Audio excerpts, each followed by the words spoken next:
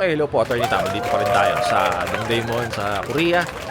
Right? At nag-uulat tayo ngayon ng mga kaganapan dito. Ang tagal pa rin po kasi ng mga kasama ko. Okay?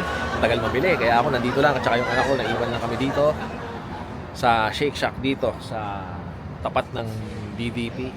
Pag-uusapan natin is basic lang. Attorney, magkakaroon ba ako ng hit kapag naka-receive ako ng subpoena? Kasi may dumating na subpoena kagabi sa bahay, Attorney. Nagulat ako. Nagulat kami, oo. Ako nakalagay doon, pangalan ko, Attorney Pedro de la Cruz. Subpoena. Kalagay, ganyan. May hit na ba ako pagka ganun, Attorney? Kasi mag-a-apply ako ng trabaho. Ito, basic na basic lang naman to. Mabilisan lang. Quick vlog lang para masagot natin yung tanong na yan. Okay, dagdag kaalaman din. Alright?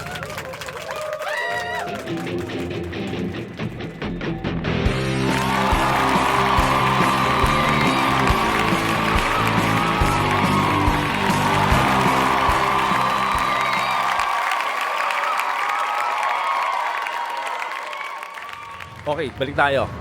Ang unang-unang tanong na dapat nyong masagot is, ano ba ang subpoena? Ito, yung vlog natin sa subpoena. Panoorin nyo, ha? In-explain ko yan dyan. Maraming klase ng subpoena. May mga subpoena galing pa sa NBI, okay? Sa korte, sa preliminary investigation sa piskal. Maraming klase ng subpoena. In-explain ko yan dyan, ha? Panoorin nyo na lang. Pero ang i-discuss natin dito, dalawang klase ng subpoena. Yung subpoenang nasa korte at saka yung subpoenang nanggagaling sa prosecutor's office. Alright? Unahin natin yung subpoena na nasa korte. Sa korte muna, para exciting, ha? Pag naka-receive ka ng subpoena galing sa korte, no? Ito ang unang-unang tanong ko sa'yo. Ikaw na nagtatanong. Kumari, ikaw yung naka-receive kunyari ng subpoena. May dumating sa bahay ninyo, no? Pangalan mo talaga, ikaw hinahanap. Ang unang-unang tanong is, dyan sa kaso na yan, kung saan pinapatawag ka sa korte, madala siya bilang witness. Kaya ka sinusumpina dahil testigo ka. Malamang sa malamang yan. Okay. Pero ang tanong, sinusumpina ka ba bilang witness dahil ikaw yung akusado dyan sa kaso na yan, na pending yan sa korte na yan? If yes, if positive na ikaw ang akusado dyan sa kaso na yan, kung saan pinapatawag ka ng korte, sinusumpina ka, malamang sa malamang, may hit ka na sa NBI at saka sa police clearance. O, yan, ha? Bakit gano'n, Attorney? Kasi ikaw yung akusado, eh. Ikaw yung accused, eh. Nasa korte na, di ba? Sabi natin, unahin natin discuss, nasa korte na yung sumpina. Yung sumpina nang galing, inisyo sa'yo ng korte si judge o pirmado ni judge yan. Ikaw yung akusado.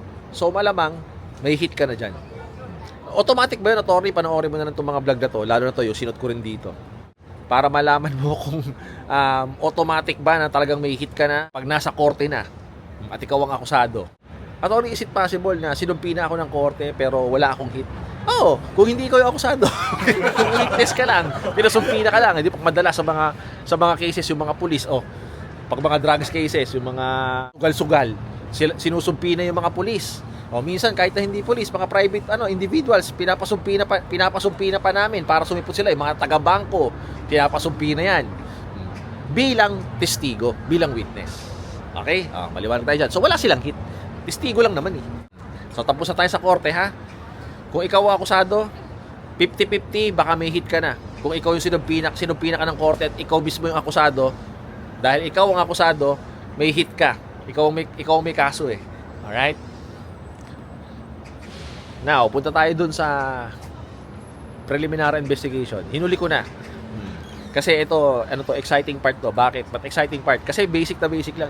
Di ba sinasabi ko naman, kapag nasa preliminary investigation pa lang, wala pang hit dyan na pag-uusapan. Wala tayong pag-uusapang NBI or police clearance dyan. Kung ang kaso, sinumpina ka lang ni piskal para magpasa ng counter affidavit kung ikaw ang respondent. Kung ikaw ang complainant, lalong huwag mong isipin yung mga hit. Ikaw yung complainant. Pero kung ikaw yung respondent, ganun din. Huwag mong isipin yung mga hit na yan. Kasi, sinasabi ko naman lagi, wala pang hit. Police clearance man yan or NBI clearance man yan, wala kang ipoproblemahing hit kung nasa preliminary investigation pa lang. Kung naki-fiscal pa lang hearing ninyo. Okay? Bakit, Attorney? Bakit? Panoorin mo na lang to para hindi tayo masyadong hahaba. Ha? May anyway, sige. Isipin mo lang ng hit pagka yung kaso tumawid na sa korte. Pero kung nasa piskalya pa lang, nasa PI pa lang tayo, huwag mo nang isipin yung hit-hit. Okay? So, I hope, alam mo na, malinaw na sa'yo, ha? Hindi automatic yung hit kung nasa court na. Isipin, problemahin mo na lang yan kung ikaw yung accused. Pero pag nasa preliminary investigation pa lang tayo at sinumpina ka ni piskal, matik, huwag mong isipin may hit ka na unless sa ibang kaso, sa ibang korte may kaso ka na. Salamat po sa pakikinig. God bless. Ciao!